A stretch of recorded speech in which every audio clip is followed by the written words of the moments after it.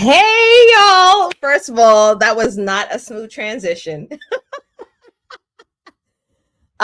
This is totally impromptu. I still have my gym gear on. I have no makeup. This is full Jasmine in the raw. But I wanted to come on and talk about this important topic, getting paid to speak. I have been thoroughly enjoying some of the conversations that I'm seeing online. And I wanted to provide some details and some information that you need to consider. Now, before I get into the three things that I need you to really marinate on, right? I need to first explain why am I qualified to have an opinion on this, all right? So since 2015, I have been a professional speaker. This is all that I did. From 2015, I have been paid to speak and have been getting paid to speak. In addition to that, I have grown a national, then an international brand specifically in healthcare. I now have also worked on a national level with speaker selection for a national organization that has thousands of attendees. I have worked for speaker selection and event planning for a state level organization. I have also event planned my own events since 2017 and have selected speakers to be on my own personal stage. I have also worked as a speaker consultant. So I've had the opportunity to be behind the scenes of various other speakers from so many different industries. I'm an industry agnostic agency for thought leaders and experts. And I have worked as a speaker, whether it be on virtual stages, in-person stages, corporate trainings. I have also served as a key opinion leader for corporate companies where I'm actually paid to speak, or they actually pay to actually have the content that I've created. So I've had an amazing walk through the speaking industry. And so there's things that I've seen as someone that's an event planner, as someone that is choosing speakers, and as well as someone on the other end pitching my services. And just recently, although I am not at events every single month because I'm in a different season of my life where my family comes first, and I am very present in two teenagers' lives, one that specializes in robotics, the other one that is interested in nursing and all of the after school activities that come with that. I'm very busy. But I do have the opportunity to still work with either negotiating for myself or my client. So I am still closing paid speaking deals and training deals for myself as well. But I'm doing so in a different type of season when everything was everywhere, okay? Where I was basically everywhere. So I wanted to just preface that before I get into what I need y'all to really consider as far as the realities of getting paid, what I'm seeing with the amazing, brilliant industry influencers and speakers and coaches and experts and licensed professionals, what we need to really be considering. Because this is, I would say, the biggest pain point for most folks. We want to get paid, right? And we have to, and we should. In many instances, we should. And why do we need to? Well, simply because we have families that we take care of. We want to be able to reach our particular goals. We want to take the vacations. We also want to hire the right folks. We want to continue sharing our incredible messages.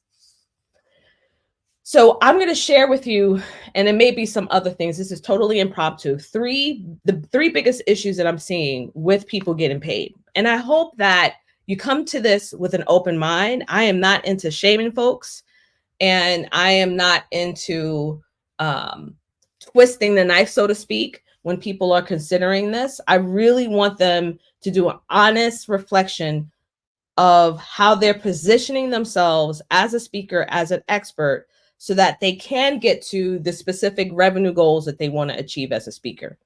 So the very first thing that I am noticing for many individuals who want to get paid, who want to be out there and do amazing work, but get paid for sharing their brilliance, is they're thinking too small. And let me explain a little bit of what that context means. I have seen many of these incredible people who are out there doing awesome things within their own business, solely focusing in on pitching their speaking services to smaller businesses. And the reality of that is that when you are pitching a smaller business, my friends, we're looking at smaller budgets. So the expectation could be a 4-figure payment, even a 5-figure payment. But that does not align with currently where you're seeking your stages. So for instance, if you know that you desire to have a certain revenue goal when it comes to your speaking and training services, then my suggestion for you would be to really take a look at the organization that you're pitching and make sure that that organization that you're reaching out to is in the 7, 8-figure, 9-figure, 10-figure, and above. Because when you start reaching out to smaller businesses, smaller established events, their budgets are not going to be as large as you expect it for even a 4, sometimes even a 5-figure investment. There are some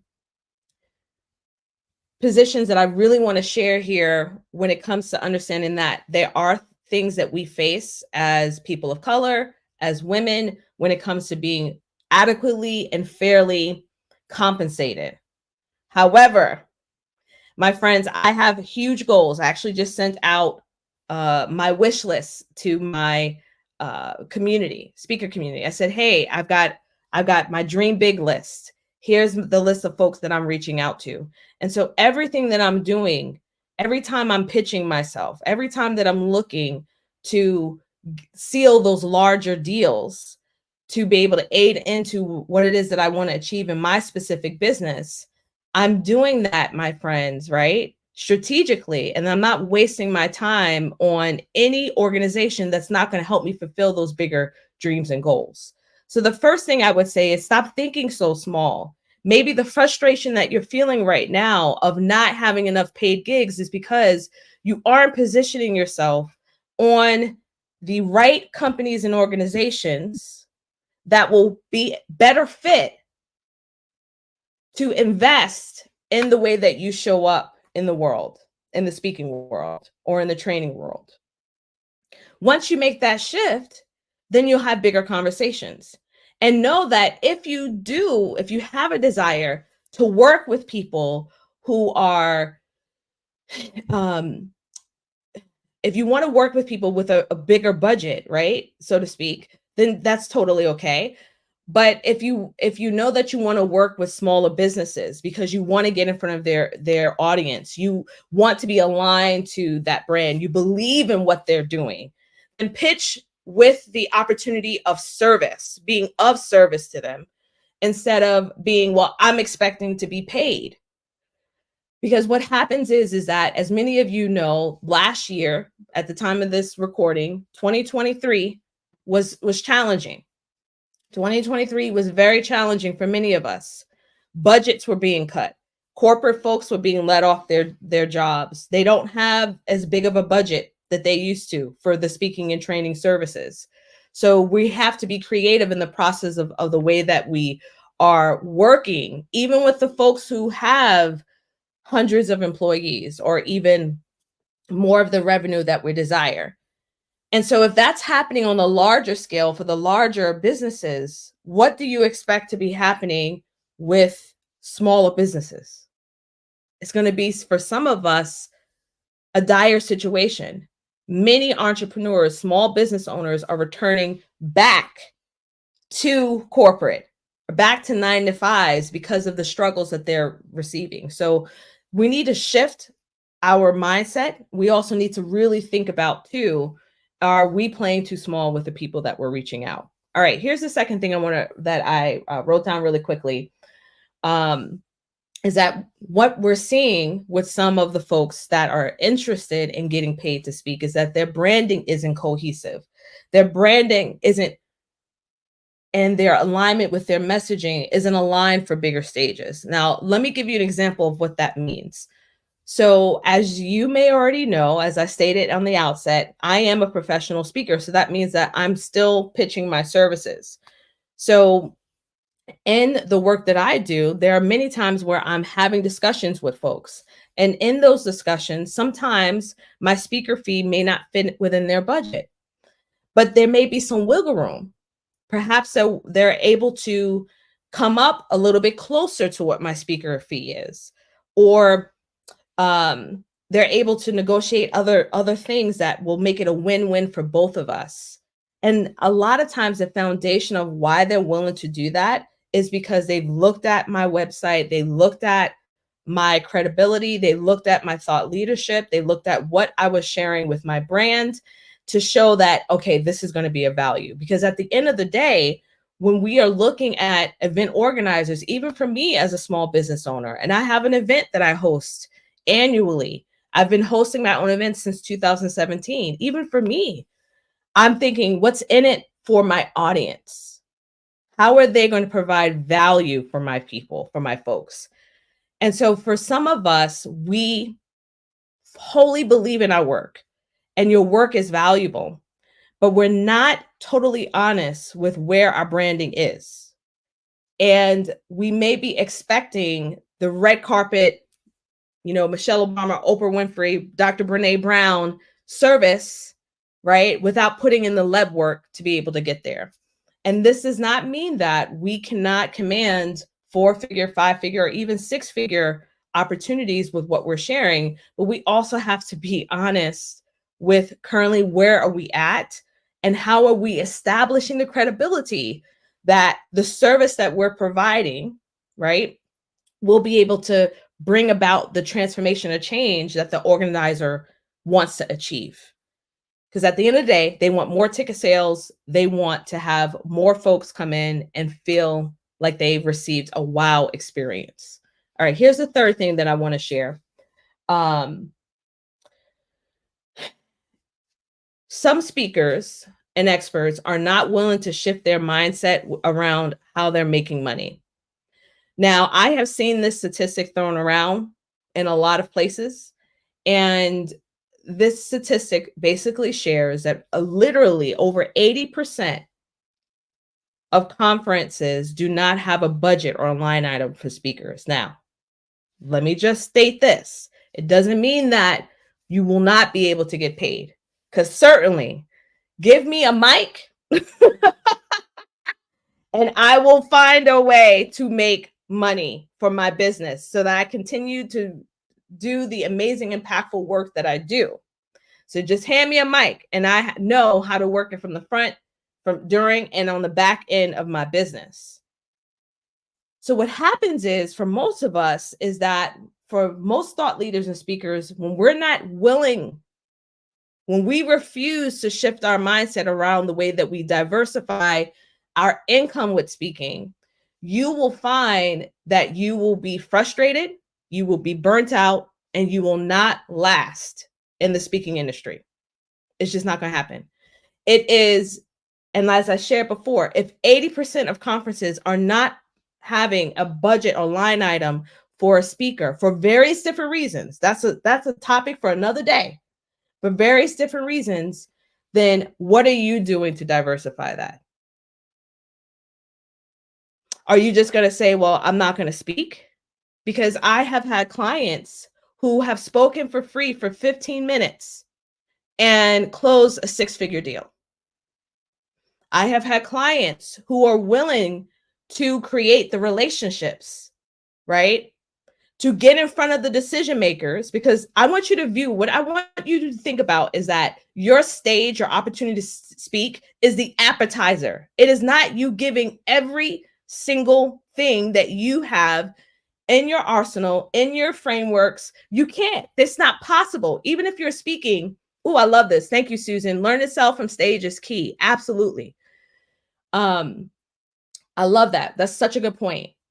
And I think, for us, we feel like, "Ugh, if I speak for 30 minutes, if I speak for an hour, I'm gonna be giving it all." It's not possible. I'm here to tell you right now, if that story is in your mind, in your head, it is not possible. I want you to think about it as the appetizer, as the introduction to the amazing work that you're doing.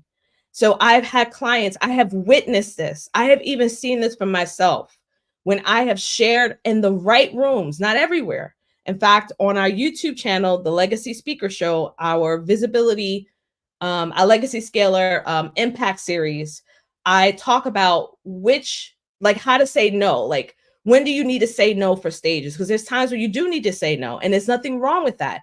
It's also okay for you to set a boundary and say, I'm only going to do X amount of free stages a year. And then I'm going to do, and then for the rest of it, it has to be paid. I'm not saying any of that is wrong. What I'm saying is that so many brilliant souls out there are missing opportunities because they have such rigid boundaries. You're so rigid that you're missing the opportunity to be in front of decision makers that you will not have an opportunity to have undivided attention for 15, 30, 45, even an hour. You're missing out. You're missing out. So there are ways that you can go about strategically. It's what I teach my own clients. But there are also opportunities where you must speak. There are some industries that you can't get there unless you actually pay to get in the room. We're not talking about entrepreneurial world. We're talking about an industry outside of just the entrepreneur online business space. You have to pay to get in front of the folks who are choosing you. Are you willing to invest in that way for yourself? And I want to also just say, I'm actually going to repurpose this. This is a great episode for the Legacy Speaker Show. But I also want to just say that I was one of those speakers that was like, nope, nope, nope, nope, nope. And one of the primary reasons why I had a hard time with accepting anything that wasn't paid was because my back end of my business was not systematized. I didn't have the right offers. I wasn't in a place to diversify or even scale my business in a way where it didn't matter. So I'm saying this with love because I've come up and I've actually talked about this already on my podcast. I'm saying this with love with somebody that has been in the industry since 2015, with someone that is immersed in the industry. I have many friends and mentors that are in the speaking industry. These 3 things that I share for you today are true barriers to getting to the next level for your speaking. It's just bottom line. And for me, as a business owner, with me being a professional speaker, then go into consulting. So I have a mentorship. We help book and pitch speakers as well. So that's a whole nother ball game with me going in and negotiating for folks so that they can actually get a win-win situation for speaking. I've done it for myself. Now we're in a place where we're doing it for others. The barrier is often ourselves. I have educated at least 20,000 individuals just from my speaking and training alone. This does not include my years in academia.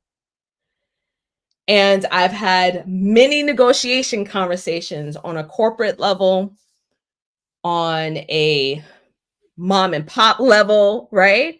And I have seen every time that I've taken the opportunity to share my voice, how it has been such a beautiful, beautiful thing for myself, my vision, and where I want to be. But the biggest issue of lack of growth, of getting paid to speak, right? Whether it be on the front end or on the back end, my friends, is the lack of systems, the lack of organization, the lack of diversification. So let me just run through once again the 3 biggest issues that I've seen. And I hope that you really take heed to what it is that I'm sharing, because this is being shared with love. It's not to shame any individuals, but I want more women. I want more marginalized folks on stages sharing their voice. And yes, it's incredible to get out there and learn the perfect way to say certain things and the way to reach these huge, awesome heights, but also be aware of ways in which we can self-sabotage. So the first one is, I want you to stop thinking so small If you know that you have a certain amount that you want to make in the speaking world, then if you know that your budget is 5 figures, even a 6-figure deal that you want to close, you will not waste your time pitching to a small business owner like myself, right? Does that make sense? You want to get paid to speak and you want a certain amount, you need to go into bigger pools. So start positioning yourself for larger organizations. If you know that currently what's working for you is working for you and you know where your goals are. The second thing I want you to consider is your branding. Is it cohesive enough that the event planner understands that you are going to provide an amazing transformation for the audience so that there's a win-win for them? They get more ticket sales, more wow experience, right? Is your brand suggesting that? Or when they come to your website, they have no inkling, no credibility on what kind of transformation you can provide. I have negotiated higher speaker fees for myself simply because I'm still doing the work. The branding and the speaking is working congruently. Okay. It's on the same page. So have you done that? And then thirdly, we want to get to a place where we need to shift our mindset around the way that we make money with speaking. I have had amazing conversations with brilliant folks who have not diversified their income. And when they get that first 10K gig or they get that 30K gig, there's nothing after that. And they're looking around like, how am I going to make it? They're struggling. And so when it comes to getting paid to speak, longevity in the speaking industry, as I've shared in the outset, I've worked as a professional speaker. I have selected speakers on a national level, served on committees. I have worked with corporate organizations. I have a booking agency. I see a lot of back ends. We don't have the infrastructure to make money on the front, during, or after. And if you don't have that, even if you put the barriers up of only paid speaking, you're going to find it very hard. You're going to also prevent yourself from getting in front of the amazing speaking opportunities that lead to 6-figure or more deals. You need to get in front of decision makers. And oftentimes your speaking opportunity, 15 minutes, 30 minutes, even an hour, is an appetizer. So I want you to view it as an appetizer and an introduction to the brilliance that you have. You're not selling yourself short. And if you need assistance on figuring out which speaking opportunities to say no to, which to position, I have a ton of free content, just like right now, completely free. I'm spitting mad game for you right now if you're willing to listen. I have so much free content on my YouTube channel called The Legacy Speaker Show that talks to you about what you need on the back end to make speaking sustainable and to make it where you don't feel like you're frustrated, right? You feel joyous, you feel excited. I've got some amazing opportunities that I'm speaking at this week. And guess what? And they're free. And I'm excited. I am so excited to serve because I know that to survive in the speaking industry, it is all about relationships. But guess what? I provided a free speaking opportunity this week.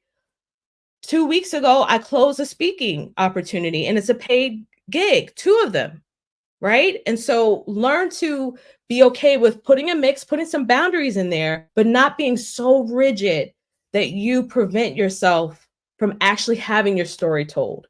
If you need assistance with that, check out the Legacy Speaker Show on YouTube. I've got this amazing impact video series that goes into how to say no to speaking gigs, what systems that you need, all the things that you need to be considering right now if you want to leverage speaking for the good. And you can do so with joy, and you can do it well paid, but you've got to make sure that you put in the other necessary work that's needed so that it can stay. Okay. Speaking gigs are not going to fall on your lap. I know I'm not Oprah Winfrey. I know I'm not Michelle Obama, and I also know I'm not Dr. Brene Brown, and I love those ladies, okay? I absolutely love them, but I also am honest with myself that my brand is not as big as I think it is. So that means that I am out every single week pitching my speaking services. I'm having conversations and I'm accepting free speaking opportunities. I am building relationships and I'm also closing paid speaking contracts. And so all of those things does not equate to my worth being in the gutter, right? My voice still matters. My story still matters. Everything that I do is still valuable.